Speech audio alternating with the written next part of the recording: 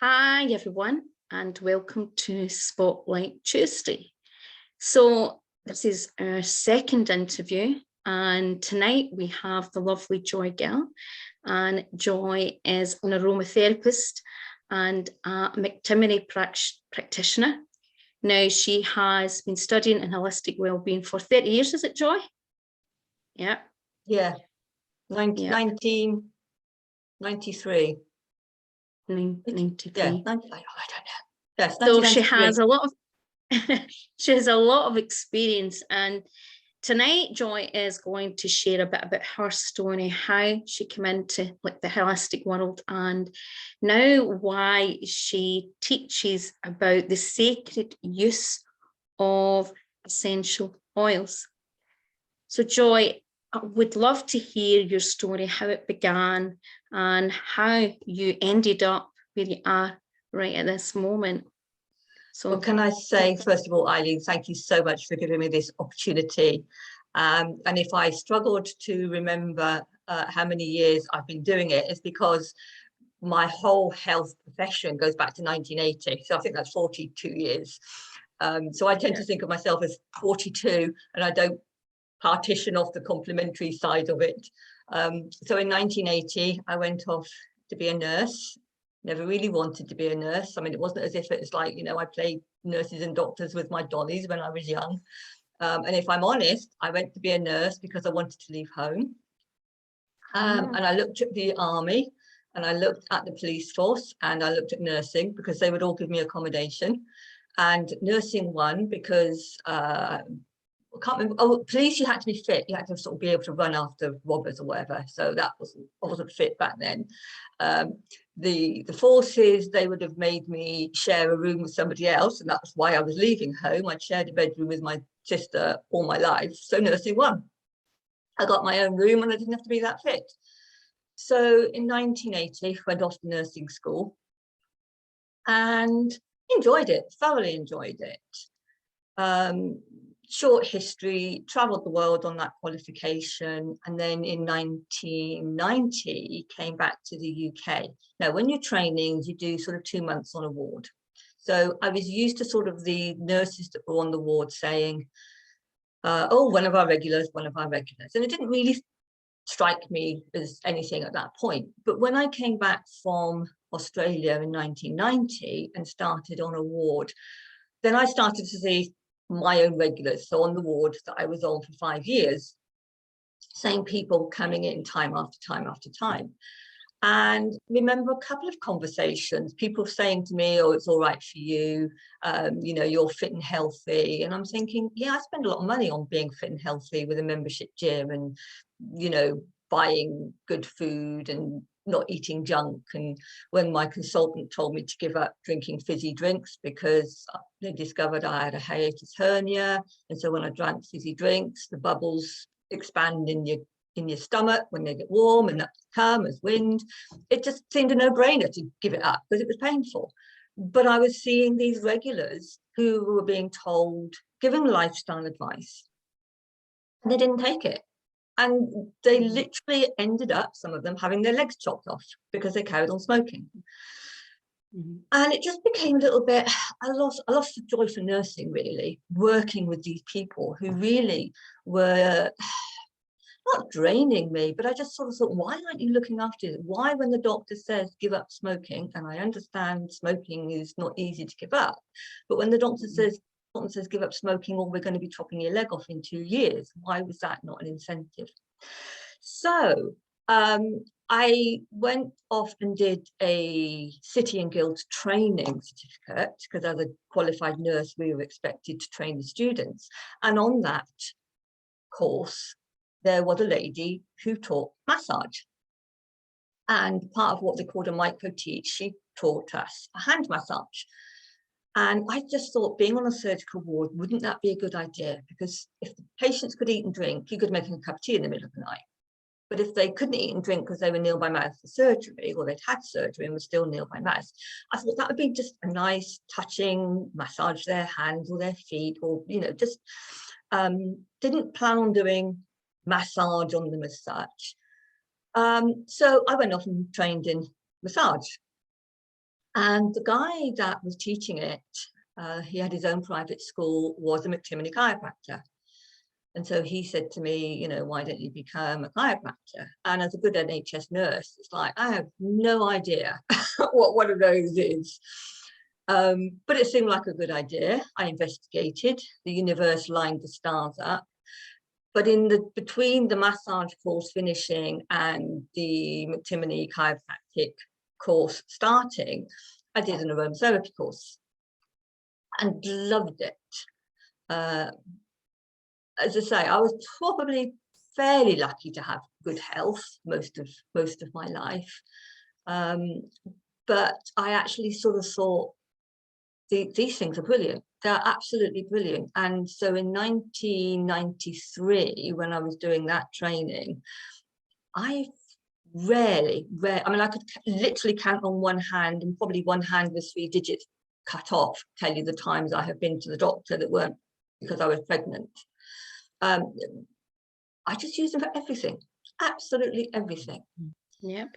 So when I sort of qualified, I was still nursing. So this was 1993. I sort of set up a small business. So I was doing a massage before I went to work. If I was on a back shift, I was doing a massage after, and going out to people was my couch. Once I'd qualified as a chiropractor, which I was historically, I was a chiropractor, that sort of was put on the back burner. My theory, my thought process was, whilst I am doing a massage, I can't be doing chiropractic. And there are far more people doing massage and aromatherapy than there are doing chiropractic.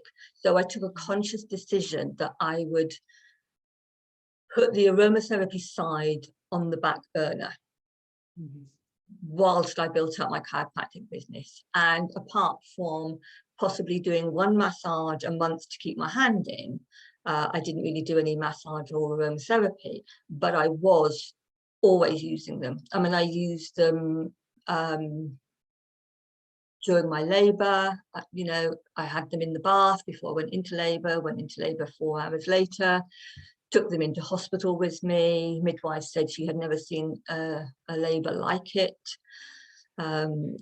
I give them to people, pregnant ladies that were coming to me during pregnancy. I would mix them up a blend and say, when you get, you know, into labor or 2 weeks beforehand, here's your blend. And they would come back. One lady actually went into labor early, so she was monitored. So it's not easy to massage somebody when they've got the monitors on. But what her husband was doing was putting them on her pulse points. And the midwife sort of said, what are you doing? Because every time you do that, her contractions are more efficient and stronger. So what's in there? So she said it was clary sage and jasmine that our aromatherapist has blended up for us. So yeah, they're just incredible, powerful things. You know, I have them by my bed if I can't sleep, got them for my shower to wake me up. I mean, probably use them, I don't know, 4 or 5 times a day. I love Joy. You'll know I love essential oils as well. I mean, I used them about 30 years, but I probably haven't. I started doing a course about, I think it was 95, but because of my health, I had to do my course 3 times before I was able to go out and do it. And it's a fascinating thing. And I think a lot of people are a bit naive. They think that essential oils are just something that you put in the bath to smell nice and to relax. They don't realise that some can lower blood pressure. Some of them can, you know, if you need to, if you've got the opposite, you've got low blood pressure. Antiviral, antibacterial. So I know I've used them. I used to actually go out and I had girls who went out and sold, like in Party Plan. And I think they're an amazing thing to have. And I know what you're talking about. I'm someone that, despite having very rare challenges, did everything I possibly could to not take medication. And my doctors were shocked at how much I would use things that, you know, oils and replacement for other things people do not realise. So what kind of moved you? Now, I know you can go into the sacred, we'll go back to a few other things later on, but what moved you now toward really getting into the sacred use of essential oils? Okay, so I've probably, like most people that do meditate, would meditate with sandalwood or frankincense. You know, that's the sort of the bog standard meditation oils. But about 5 years ago, I don't know whether you've heard of Felicity Warner. She trains soul midwives. Now, soul midwives are with people at the end of life, so they birth them into the afterworld. And I considered doing her training, and just came to the conclusion that no, I actually liked working. I don't have a problem with seeing people who have got a terminal diagnosis. It doesn't bother me at all. But I actually thought I don't really want to work with the dying. I want to work with people, and you can say, well, we're all dying. Yes, we are. But I want to work with people who are actively wanting to improve their health without the terminal diagnosis. And so I looked into her course and bought her books. And one of her books, as you probably know, wasn't back then. She later brought out a book. So I was aware of her work and aware of her working with certain essential oils, okay, on a sacred level. And then she brought out a book called Sacred Oils, which I have here. Okay, it's this book, Sacred Oils. Fantastic. Working with 20 precious oils to heal the spirit and soul. And I think, like a lot of people, when 2020 came, we sat and really dug deep into ourselves and said, what is going on? If we believe that everything's happening for a reason and there's a message in absolutely everything that we come across, and we had the time. In that first session in March 2020, I refused to use the L word. To me, it was a spring retreat at home. And I did yoga and meditation. And what came to me was how important the essential oils are for us. There's lots of people who are actually talking about it, how the essence and the vibration of the plant. So you're not using it as I've got an aching muscle, so let's use lavender. I can't sleep, let's use lavender. I need waking up, let's use peppermint. I've got some. So you're not using them for the physical attributes, but you're actually tapping in and asking. You're speaking to them and asking them to divulge their wisdom, so that you can sort of expand your own help for humanity, I guess, is for want of a better word. So yeah, I did a couple of meditations wondering, okay, when I say God, divine, universal creator, I really don't mind. I just find God is short and sweet. But when I did the course, it was like, no, it's divine. The word is divine, so that people don't feel like, oh, it's a religious thing. I just say God because it's short and sweet.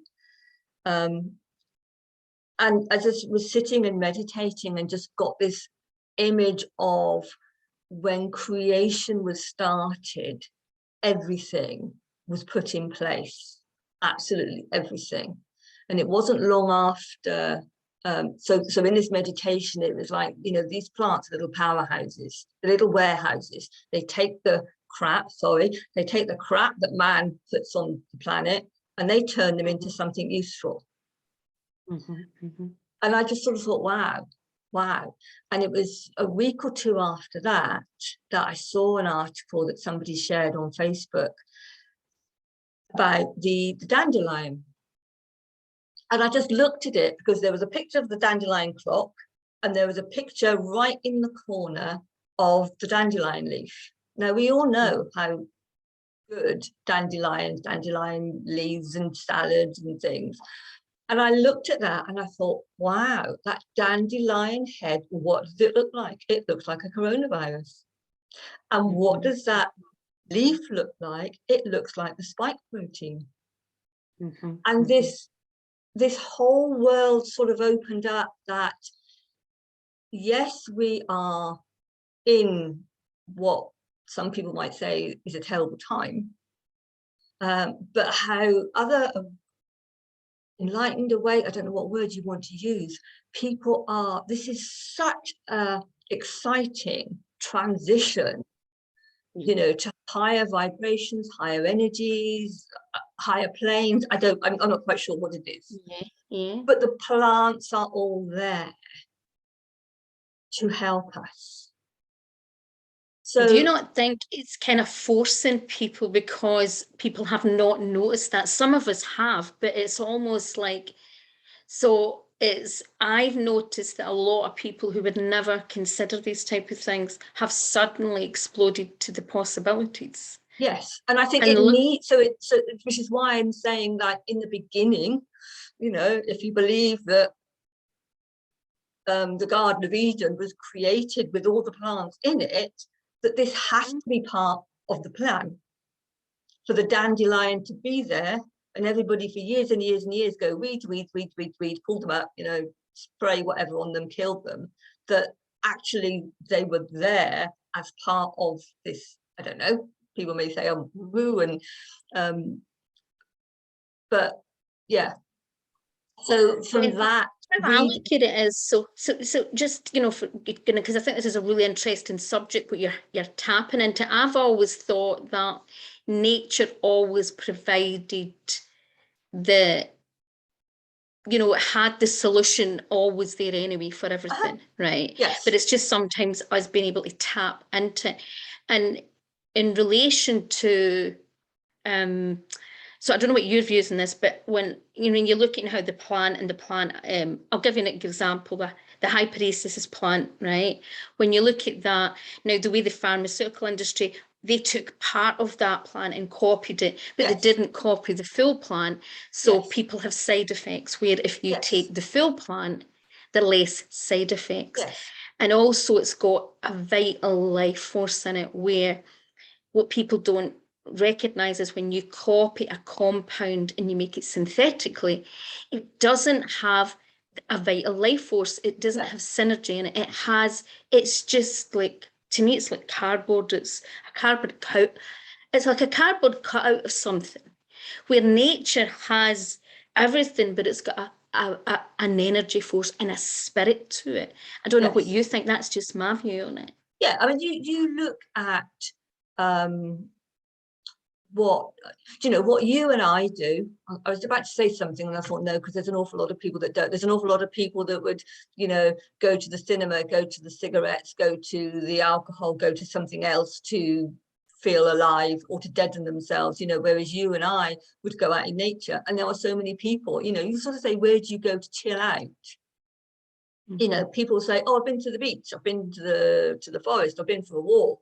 I do creative things, I do my art, I do my singing, I do my dancing, all of those things which are either creative or being in creation, or you block that out, you are so disconnected from it. And I think I mean I've got a lady and I'm just so trying to reconnect her to the creation that is in her. But as soon as I do, it's like, you're talking religion. You're talking religion. And I was like, no, I'm not talking religion. I'm talking Yeah. sacred. I'm talking creation. I'm talking about the very thing that is in you, that the day you were born, you didn't have to tell it to grow. It just did it. There's something in each of us. There's something in that acorn that grows into a tree. There's something in a seed that grows into a flower. I don't care what you call it, but there is something in it, innate intelligence, inner wisdom, God, divine force, cosmic, it's like, it really doesn't matter to me what people want to call it, but you have, I think you have to agree that there is something. There is something, and the people that are in tune or at least open to that possibility are shifting big time. Those Oh, that aren't definitely. open to possibility we're probably going to have a mass, and I don't want to go down that route. No, I know. And I think they're making it harder for themselves, because the more that people go into resistance and denial, you're sitting with more blocks and whatever. But you made a point that reminds me something, and it was something that was really important reminder for me. So you talked about going out to nature. Now, I was, as a child, we were brought up in an area where it was, there was very few children in the area, and we were a big family. So we roamed the fields and we had a great time. And then I moved as a teenager to maybe just a slightly different area. And I always missed that. We still had a certain amount where my mum and dad stayed, because they have a lot of land, but it still wasn't the same. But one of the things that happened to me when I became housebound, just even the last 8 years, I, it was like I went through a period where I started to get worse, and you'll find Janine Thorpe, if you don't know Janine. Janine's very interesting. She sees the energy of plants and things, and she's done that for a long time, and she works with oils in a slightly different way, worth looking. And I remember Janine reminded me something, gave me some tips, and it was the use of On Guard. It was a doTERRA product, but it was Yeah. reminding me that if I couldn't get out to nature because of the seizures, Mhm. reminding me, which I always used oils anyway, but to use that as a way to get that ground and to get, so it's a really good way if people are sick, are not able to get, because a lot of people work in offices and things. So even using essential oils, it's a way of getting nature very close to us, isn't Yeah, it? you're bringing it into the home, but you're also bringing it into the body, aren't you? Yep. Yep. Yes, yes. Never thought of Can that, I but ask you, yes. so how do you think, so when you look at the holistic medicine, like the sector, and and what all that goes, and mainstream medicine now, what's your thoughts, Joy? I know we have to watch what we say, because we're going to put this on YouTube and it's on Facebook, but what are your thoughts about generally, what do you feel has happened? Okay, so when I was, so go back to sort of 1980s, early 1990s, when I was having those conversations or thoughts of sort of like, people aren't looking after themselves. They're not interested in caring for themselves. They want to carry on with their lifestyle. On that side, I don't think our NHS does us any favors. It doesn't Oh, empower yeah. people. And Mhm. I I personally think in the 26, 27 years since I've left it, it's got worse. You You said know, something, I'm sorry for interrupting, but you said something interesting, that you seen the doctors trying to give people advice. When interesting, for the last 30 years, I got the opposite, where my doctors were really shocked at how it was like, I never ever got any advice from, I was always, very, how could you say, proactive to help. I was actually shocked at what kind of, if I did get any advice. I mean, I remember getting sent to a nutritionist, and she was obese. And I was eating much healthier than what the NHS was giving me. And I know what you're saying, but what I noticed, that we talked about a wee bit this before I started, where I seen a huge decline, where at least there were some doctors that were allowed to, in some GPs, they were allowed to be homeopaths, acupuncturists, and then that started, lots of laws came in, and that started becoming even more unfashionable for a while. So there's been huge changes, but I think the NHS, the way the model is that we don't have to pay for it, yeah. causes mass amount of apathy, because people do not, I'm not saying everybody, but many people do not actively take care of their health, and they just think that someone else is going to fix it for them. So there is And, part of that as well. but to me, I mean, I think that's a cultural thing. Going back to what you were saying about, growing up, and I grew up with not every, a vast array of fruit and vegetables being grown in the garden by my parents. Like you, I mean, I was one of five. Seven of us were together, five children. And so, blackcurrants, apples, rhubarb, gooseberries, plums, potatoes, cabbages, carrots. We did not go out and buy fruit or veg. The only vegetable that I ever remember buying was pickled beetroot at Christmas. A jar of pickled beetroot. That's all I can remember. Oh, and the odd pickled That's cauliflower brilliant. and piccalilli. It just was our sort of, our shopping, weekly shop, came in a box, and it was like cornflakes, and I don't know, because everything else came direct from the farmer or the milkman, or what was the question? I'm reminiscing. I've gone back. I can't remember. So it doesn't matter. No, it's all really interesting, because I mean that's another thing that I want to make this group about sustainability, because we now have became like we get so much at a shop, we don't even think about growing. I mean, I've started growing things, but I have a tiny little garden. But that's it. I mean, I've been having my husband is on board on a lot of things. But when I sort of suggest that we ought to start growing things in the garden, it's like, why do we need to grow things in the garden? And I'm thinking, well, because I sort of, and again, I don't want to put it out there and attract it, but I think I know what's no, I know. And just go. I have said for a very, very long time, we really need to go back to the 70s, 60s, 70s, because we didn't get on a plane, and for whatever you think of, like, climate change and having your rights taken away and being able to roam around and free, go where you like. Actually, it's not very good for the planet. 2020 was very good for the planet. Everybody said it's so peaceful, we can hear the birds sing. I grew up, we didn't jump on a plane once or twice a year, and I've been as guilty in my 20s, 30s, 40s, jetting off on a couple of holidays a year, but I don't think it's very healthy for the planet. So yes, I do think going back in time, because it would mean slowing down. People are doing far too much. In March 2020, we slowed down, we had time, and all of my friends were meditating and doing yoga at home and going for walks because it was nice weather. And then the minute we could go back out, some of it we've managed to retain. People working from home, not zipping off here, there and everywhere to get to work, to sit in a box with other people and realizing they can actually do it from home. Anyway, we're going off track from aromatherapy, but I just no, it's all interesting. This is the whole thing about, because that's the whole point, and it's educational. It's all yeah.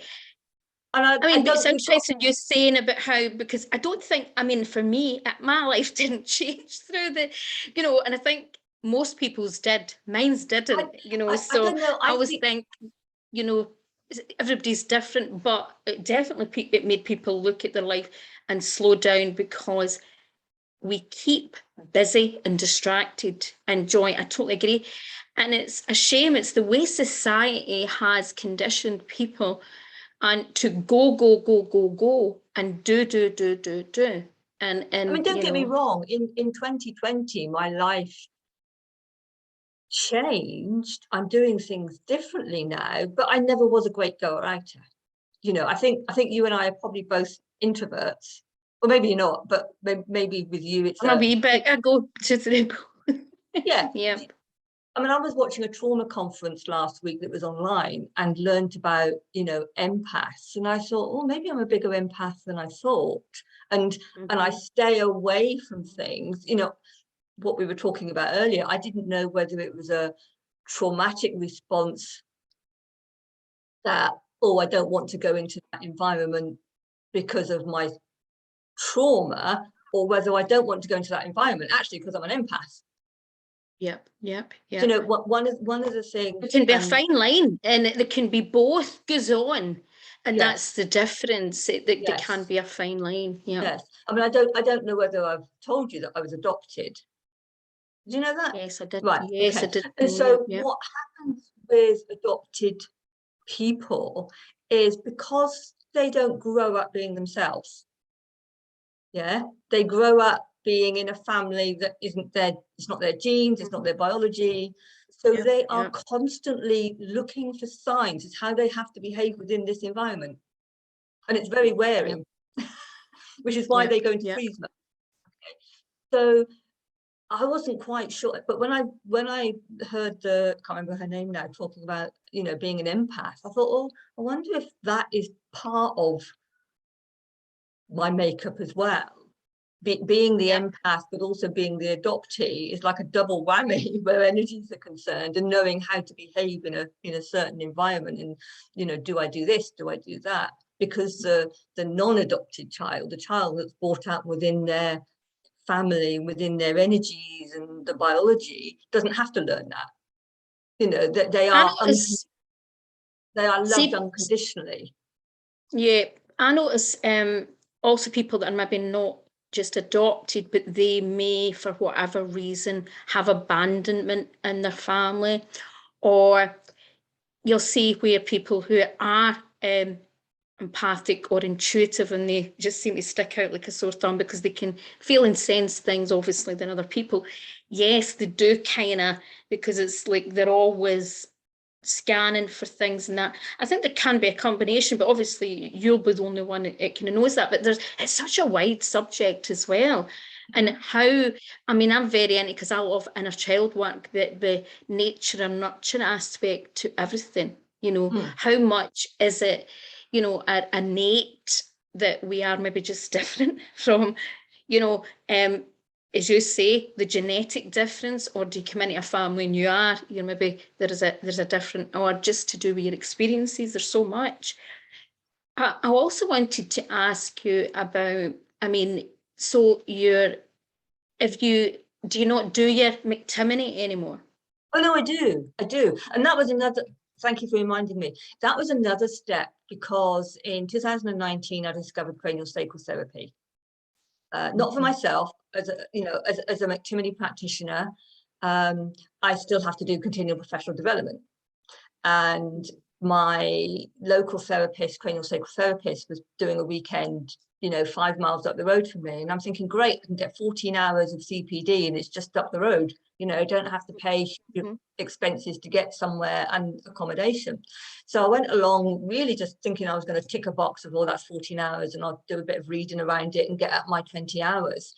And I just went, and almost within, after the introductions, who are you, where have you come from, sort of thing. And she said, just put your hands on your head and what can you feel? And it's like, oh my goodness, what can I feel? And I describe it like a jellyfish. It's just going on my head. And so she sort of said, oh, what did you feel? And I thought, it was like a jellyfish. And she said, that's the best description I've ever heard. And it's literally the cerebral spinal fluid being pumped very, very subtly, but it is, it's sort of, and it was like, I want to learn how to do that. I want to learn how to do that. So I signed up. It was a 2-day weekend. And I went home on Saturday and got on the website and signed up to do this 5-part course. Did the first part in 2019. Was going to do the second part in 2020. Won't go there. I should have finished the 5 parts by now. And I'm now going to do the 4th part in a few weeks' time. But when you do cranial sacral work, a lot of emotional stuff comes out, or memories, or all sorts of things.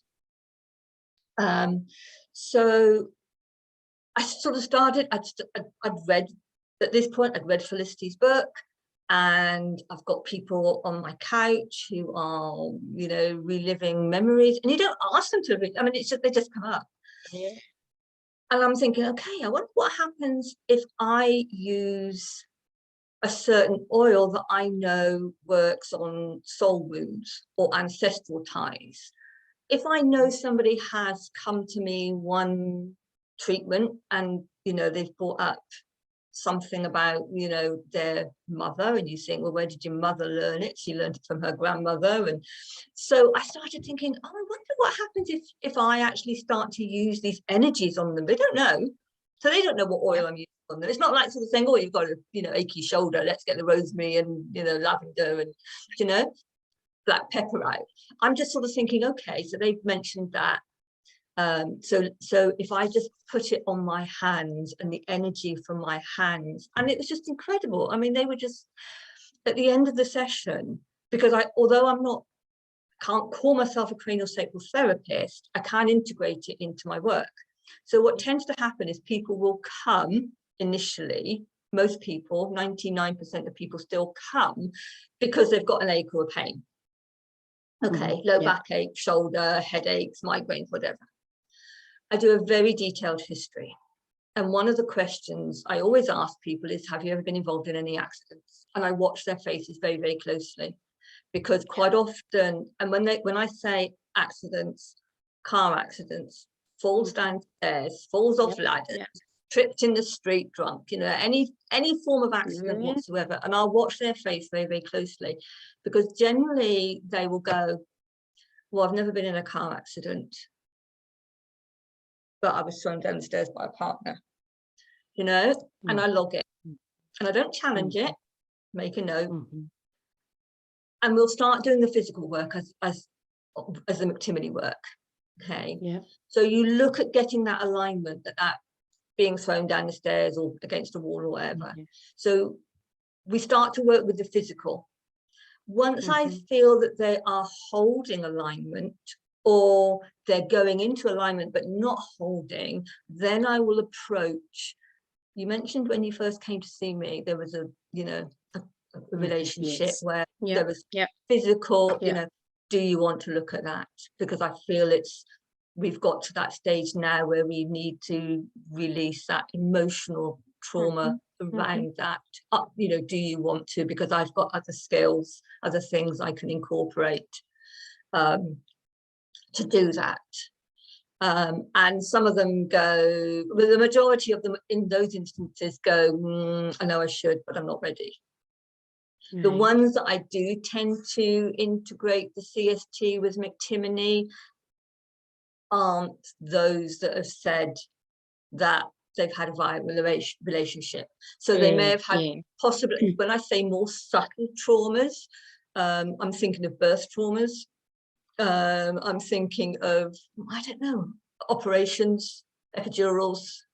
I don't know if Joy, I told you that I went to craniosacral, right? And I'll tell you, I had a miracle with craniosacral. So I think it's good for the group to, you know, learn about these things, because if they don't understand, I went to John,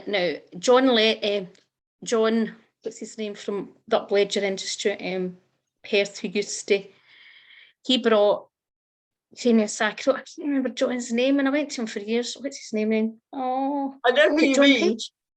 Page? No. Is it John Page? I think so. I've never met him. I know of him. I think it is. I mean, he must be some age now. I met him 30 years ago in Perth when I was a student. And I'll tell you a story about him, and you'll find it quite fascinating. So he was the first person. Now, I was introduced to guided visualization in books and things, but he used guided visualization to help get rid of a pain I had in a cyst. And it went for years. Now, it did come back maybe years later, but it went for years after it. And when I went to him, but I was a student, and he gave me this big long list of all the things that I needed, because he found compressions, spine, my face was compressed and all that. But he said something fascinating to me that made me, at the time it was phone boxes. And he said to me, Eileen, something, I got a vision of, he says it wasn't an iron, but it was like an iron when you were a baby, and like a rod. And I said, what? And he says, I'm being serious. I think before you were born, you were exposed to something. So I remember phoning my mum, right? And there was something else that happened in between times. A doctor had said on my notes that an aunt had dropped me when I was only a month, that my mum and dad didn't know about, when I was staying at their house. But anyway, she then says to me, Eileen, the week before you were born, they used a hot rod up the womb to remove polyps. Right? So now he treated me. Now, years later, my face started to collapse again. So I've got a rare condition. The face can collapse, and it can cause brain damage. And they were worried, they didn't know. And at the time, I was losing the sight of my eye. And I went to John, and he was in Edinburgh at the time. And my mum couldn't believe it. My nose was actually one side completely collapsing. And he put, and you'll know what I'm talking about, a penny. He took his hands and he put, I remember it would be a penny or a 5p piece, and he put it into my jaw. And he says, it will be really painful, Eileen, but I'm going to restructure. And he used the rhythm. So you'll, Joy, be able to explain to them how it works with the cerebral spinal fluid, isn't it? It moves. So what timing is it that they do when they have to move it? I'm not quite sure what, I mean, John is vastly more experienced than me. I mean, Of course, it's very advanced. he So what ran the he was Uplinger doing, Institute in the UK. So yeah, so yes, he went to America and taught loads of people. yeah. So I what mean, he done was they basically, say that you use no more than 5 grams worth of pressure, which is a 20 pence piece. So you sort of give people a 20 pence piece and say, you know, we don't use any more pressure than that. But what you're doing is, it's a little bit like putting your foot on a hose pipe. You know, if there's a scar, if there's a blockage, it's like a foot on a hose pipe. And so what you actually do, the idea is that you put a little bit more of a force on it for the pressure to actually build up to go through the scar. right, But we're talking about minute fascia. Oh yeah, and I mean, I remember him being so specific. He sat with my head and face, and he put his hands, and I had big hands. I mean, I remember how it was painful, and he just slightly moved, and he completely moved my jaw, and then he went up in here, and he massaged. Now, my mum, when I walked in the door, went, "Oh my God!" Now, I'm not saying it was completely, but she actually said, "You look as if you've had plastic surgery." Now, my mum, well, do you know, when we do, so it just shows you. Yeah, when we do the zygomatics, okay, they sort of say it's like a facelift, because you literally are, you know, pulling the zygomatic bone up.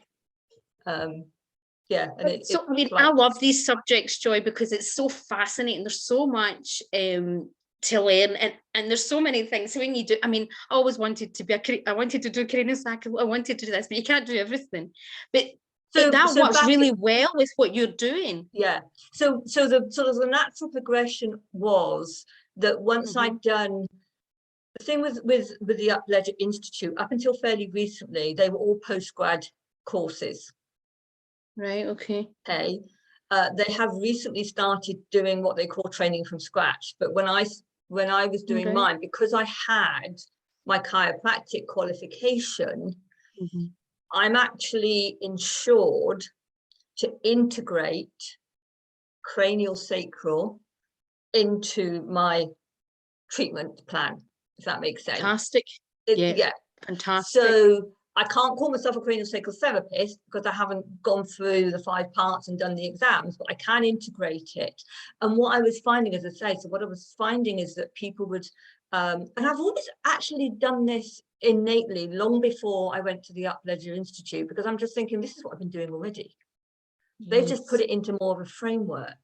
And going back, you know, I've always understood the power of words on health. And going back to nursing, in the latter stages, working on this ward, as I say, for 5 years, I worked on it. We had a lady come in regularly. Now, she didn't smoke, but she was married and had a 23, 24-year-old son. And she had some clotting disorder, which meant the circulation in her feet wasn't good. And so she was always in and out, having her arteries sort of blown up so that the blood could flow through it. So because this is what I was talking about, you know, having regulars, you get to know your regulars, you know, it's like going down the pub, you get to know their ins and outs. And what struck me was the way she used to talk about her husband and her son, and how she wished she'd walked away from them. That's what she used to say. I've been married 25 years. I wish I'd walked away. Trouble, wish I'd walked away.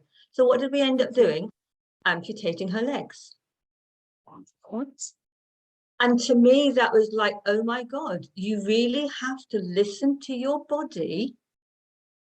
And I have done this all of my holistic life, if you like. I mean, I couldn't, you know, when I was nursing, I didn't sort of say, well, for goodness sake, why didn't you walk away? I mean, it was just like, oh, there, oh, you know, that's all, you know, all the things that you do. But now I listen, and whatever people are saying, wherever their symptom is, I'm sure you've read Louise Hay's book, you know, You Can Heal Your Life. And if you look at the theta, they have like a whole big book with all beliefs. So it takes, I mean, Louise Hay's just tiny, tiny. But there, I've got a book, It Belongs to David. It's about that. And it's all beliefs related to all sorts. It's very interesting, isn't it? So when somebody comes into me, as I say, because I do a very, very intricate, very, very detailed history. So I ask them about, you know, stomach operations, you know, and so I'll say, when, you know, if somebody sort of says, you know, I've got an ulcer, and it's like, so what can't you stomach at the moment? You know, what in your life can't you stomach? What in your life you sick? Because they're stomach words, you know. I wouldn't say to somebody that's sort of saying they've got indigestion, well, who gives you a headache? Because that's not their symptom. Yeah. So do you get much where it's the ancestral, it's actually ancestral stuff that's getting passed through? Well, that's do you see that much?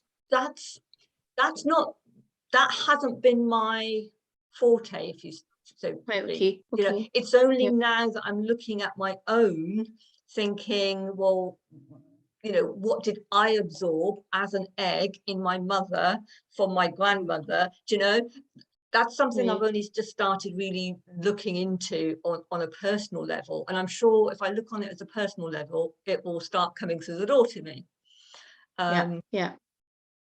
But yeah, the two, you know, the universe is wonderful, isn't it? You know, you start doing something and everything just sort of falls into place. Once you surrender yourself and say, okay, you know, bring it on, bring it on, bring it to me.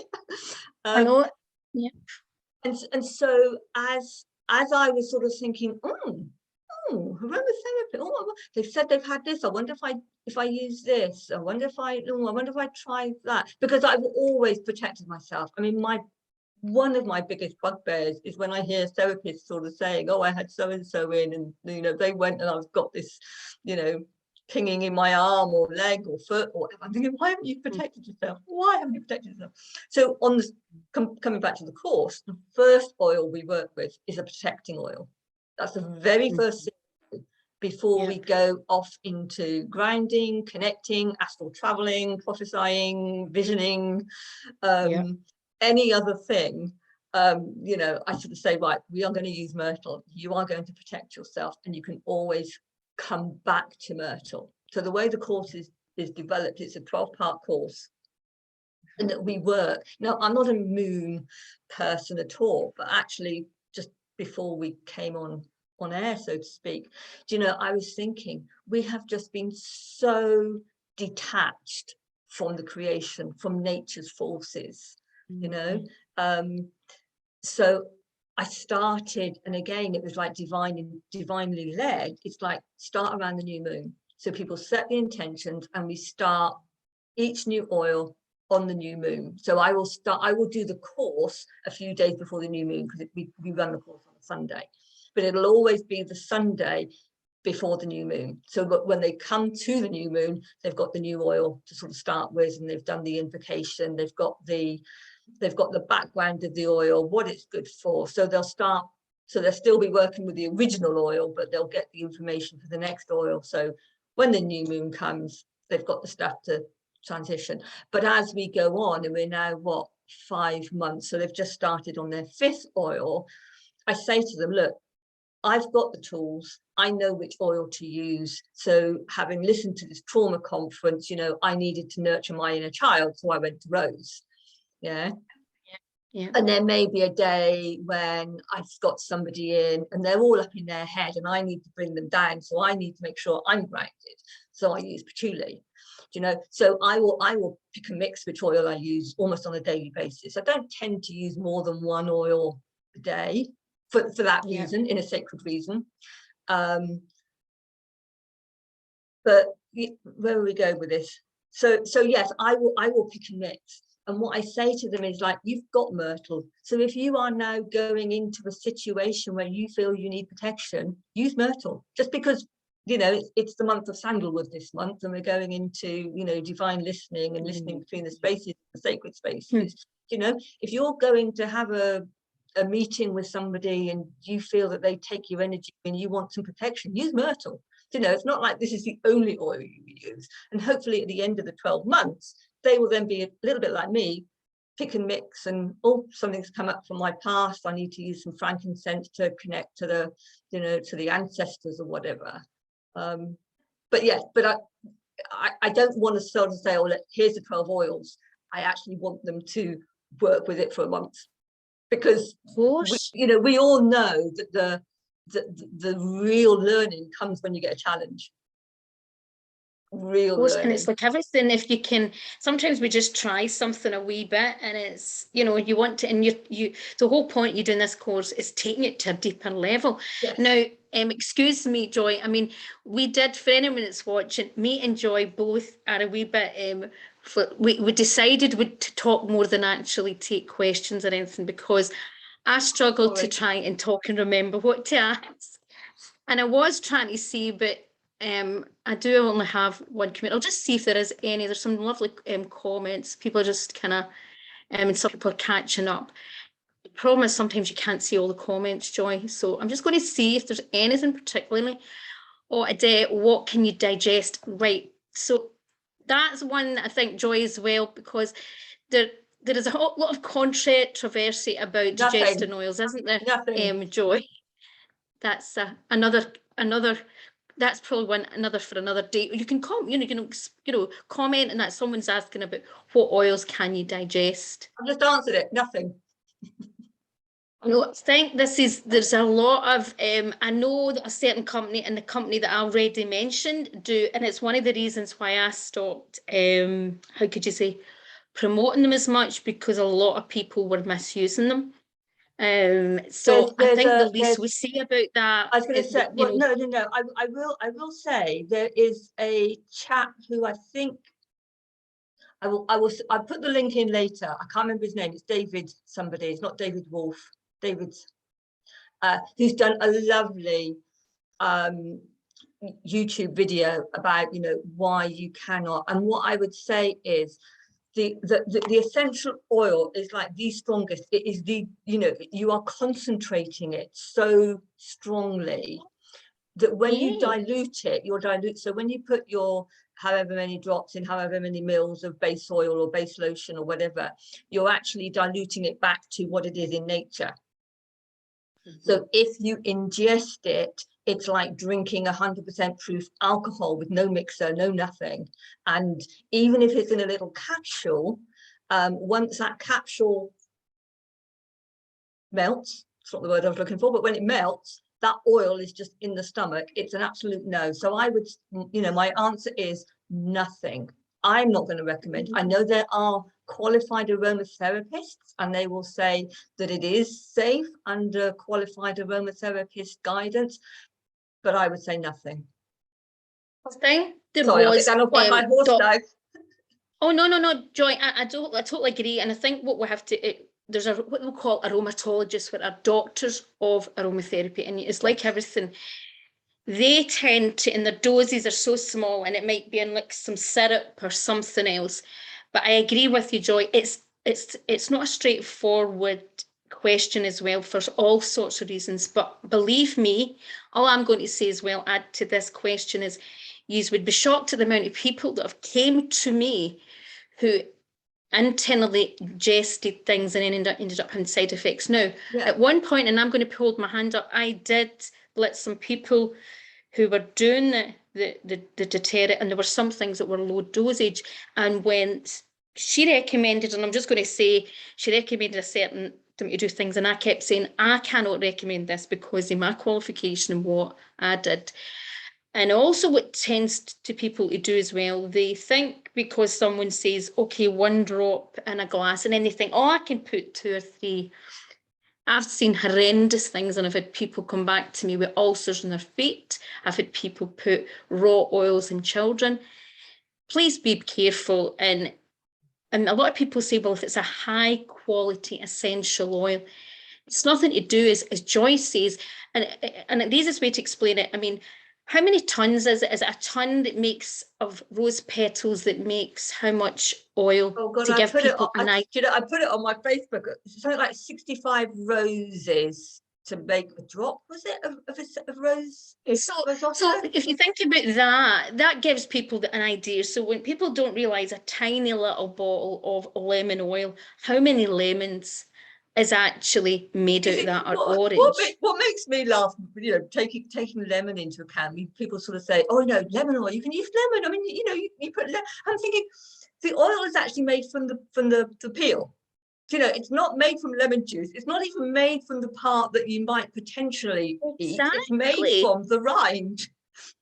So I know, and this is where people misunderstand. Sort of like, you know, putting a drop on a glass of water or whatever, or putting 3 or 4 drops. It's oil. It floats.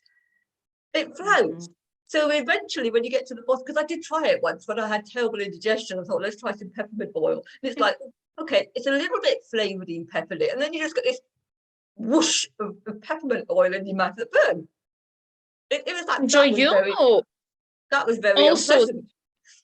But you'll know also, as any holistic practitioner, what people forget is that everyone is an individual, and even if it was safe, it's like a natural medicine, a herbal medicine. People just assume that, oh, I think I need such and such a supplement, or I need this. But everybody's body's different and everybody needs different things. And we have got into a culture where we just think that because it's natural and that everything's safe, and that's a misunderstanding. It's safe in the right, correct use, but there can be misuse and naivety. In general, they are very safe, as long as they are diluted, as long as you listen to your body. If you use it, and I know I was interviewed a couple of weeks ago, and somebody sort of said, oh, you know, there is she asked me, how would you know if somebody was reacting to an oil? And I sort of said, well, people generally don't react to an oil. Yes, there are contraindications, not contraindications, there are, what's the word I'm looking for? Help me out here. Things that you need to be aware of. So, you know, if you've got high blood pressure, there are certain, contraindications. If you've got high blood pressure, there are certain oils you might not want to use. But actually, you know, if you use them correctly, if you dilute them correctly, if you put 1 or 2, 3 maybe drops in a diffuser or a burner, you're really not, you know, if you put 10, 20 drops in a burner, yes, you might get palpitations. But actually, if you use them sensibly, and actually listen, and one woman sort of came out with like, oh, well, I used frankincense and it made me sick. And I went, really? I've never heard of anybody being sick. And then I sort of went away from that interview and I thought, I wonder what was going on in her life. Was it just working through something that she needed to vomit?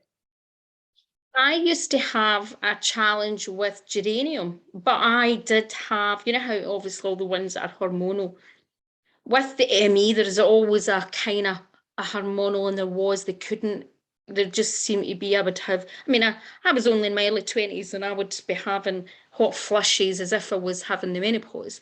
And I went through a phase where I couldn't put geranium in my box or anything because I would really had headaches and nearly pass out. I don't know but I know it's a balancer, and like, you know, a lot of these with the hormonal, but then now I love geranium. So it's funny, you know, so there's different so somebody was coming into my clinic and they sort of said, oh, I really don't like that, it makes me feel sick, or it does something to me.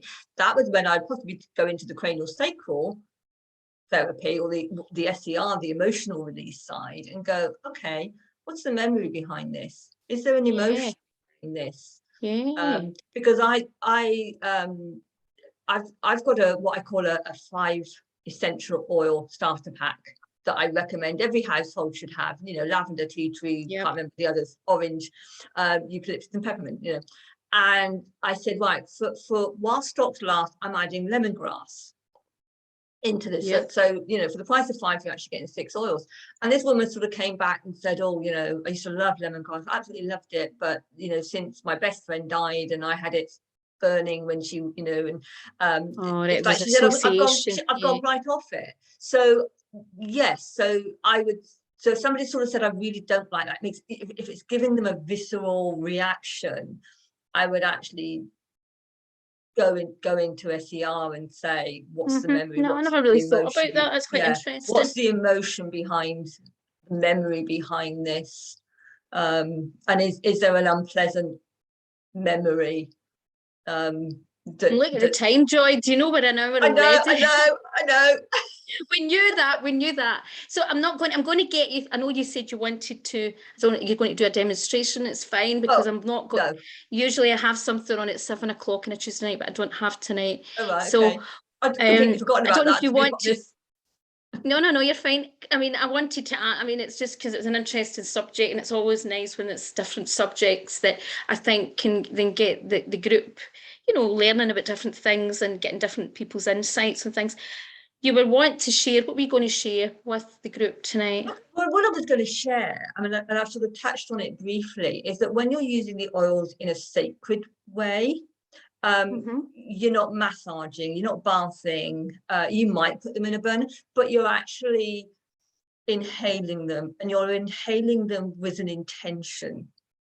So it's not just taking the top of the bottle, just taking the top off the bottle and, all peppermint. I need a bit of a, my head's a bit foggy, have some peppermint and clear my head. You are actually and imagining it coming into your body, and the energy or the vibration coming into your sort of heart, your chest, and then expanding throughout your whole body and your whole aura, really, as I say, rather than a physical. So that's what I sort of was going to do in 5-10 minutes. But I mean, that really is, you're not using it like you would for physical and even in emotional, because emotional, I would say you would tend to use, burners and diffusers and sit and meditate. Whereas on a sacred, well, No. So what I was going to say, why don't we let, if anyone in the group does, is it a particular oil you were going to use? So they could,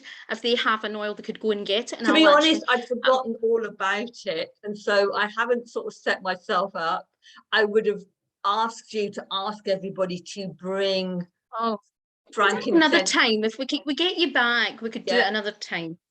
I mean, I will briefly, I can't remember the 12 off the top of my head, but you're looking at myrtle, frankincense, myrrh, patchouli, elemi, yarrow, ravensara, rose. Oh, I already said that. I feel like I'm on the conveyor belt. Fondue set, cuddly toy. We work with 12. So yeah, I mean, I would love to come back and actually just do that, so people, because most people have got frankincense or myrrh or patchouli there, or sandalwood, that's another one I didn't mention. So it doesn't matter which one they use, but yeah. Joe, you remember, how I do the weekend share? You can always pop on in a weekend and do that. So say that you're going to pop on and say to people if you've got certain oils or whatever. So that's something you do. So tell people where they can find more about your course and, find more about you. They can connect with you. And, after this, just make sure you put all your details underneath the video. Thank you very much. So before I say that, thank you very much again for inviting me along. Basically, Aligned with Joy is where you will find me on Facebook, on Twitter. I am on Instagram, but I've forgotten the login details. So if you connect with me on there, if you send me anything, I won't respond, so I apologize. I have got a YouTube, which is not called Aligned with Joy. Aligned with Joy was something I came up with in the middle of lockdown. Not going to use that word, because I started to think I physically align people, but actually mentally, emotionally, I'm aligning them with a feeling of joy, hopefully. Pardon the pun. Eventually my name came into use. So yes, Aligned with Joy, Facebook, Twitter. My website is www.alignedwithjoy.com. At the moment, the course started, I have 2 intakes a year, so sort of January, just after Christmas. So it's a great Christmas present if you want to know what to get somebody to buy you this Christmas. So we have one that starts in January and the other one starts September, October time. So if anybody is interested, if they go onto my website, there is a sort of a sign up page to go on the waiting list.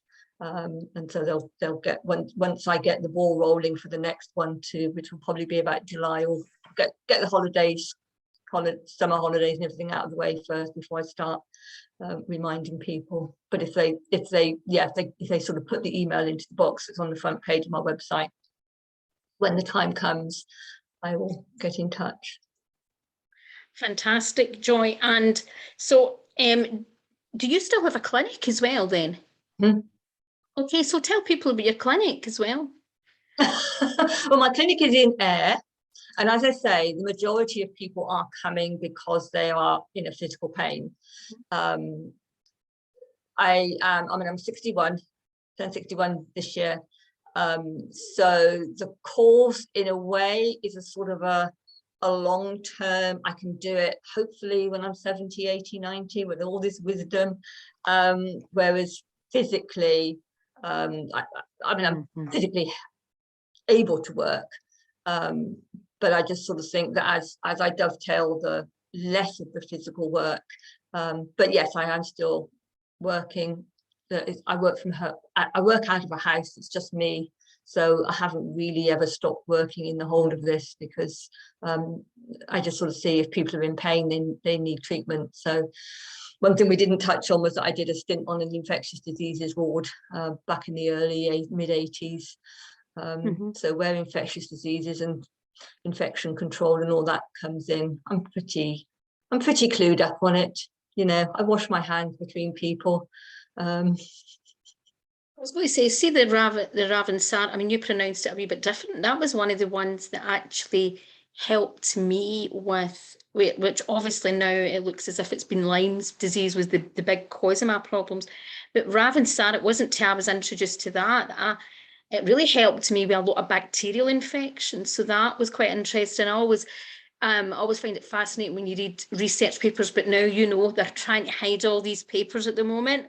It's harder and harder to find papers that we used to get about a lot of research and a lot of these oils for infectious diseases and viruses and all that. But I've probably now said too much with YouTube. But anyway, I'm now after doing so well. But people don't realise how much all the oils and things can make a big difference. We've survived, you know, depending on whether you're an evolutionist or a creative theory, you know, we've survived millennia without having science and medicine. So, you know, we must have been doing something right all those times. I must go back into that conference, because there was something about survival, and I've completely forgotten, survival of the fittest. And it wasn't about survival of the fittest, it was survival of the fittest, but being gentle with it. That it's not just, oh, because I'm bigger and I can fight better that I survived. You actually have to have some community spirit, which is actually a very gentle energy. And I thought that's quite fascinating. The trauma conference was something like 56 hours of people sort of being interviewed like this. So I've got lots and lots and lots of notes, and what I want to do is do sort of little nuggets on my Facebook posts on a sort of a daily basis, as to what I picked up. Because I mean, now having listened to that, I realise the trauma that my adoption, people say adoption, adoption is not trauma, it's the relinquishment from the mother, it's the separating. You know, we do not separate kittens and puppies from their mothers for a very, very good reason. And that was something that came up out of a session that I had, a cranial sleep session that I had, where I was just like sobbing my heart out as this minute old baby calling my mother to come back. You know, but the oils have enabled me to heal that to some degree. You know, I will probably have a scar forever. But actually my wound now is a more functioning wound than it is a, you know, a great big scar that is actually holding and pulling my tissues in all different directions. You know what I'm talking about, don't you? Yeah, totally know what you're talking about. Joy, thank you so much. You've shared so much rich information, and you know, I just love you. You'll be able to tell it, and for any of you that's on, you'll know it was, you know, the conversation went on. But just because what Joy's interested in and some of the subjects, we could go off in so many tangents in these subjects because I think it's so interesting. So thank you, Joy. It's great to have you on. Thank you. And thank you for anyone that's watching. I'll be putting up on YouTube. So thank you, everyone. Have a great week. And next week we were actually supposed to have Louise McConville, but Louise had to cancel. So I'm not sure if we're going to maybe juggle things about, and it might be someone else that'll be on next week. I'll get back to you on that. But have a great week, and I'm sure you've all enjoyed the session. Okay, bye-bye. Thank Thank you. you.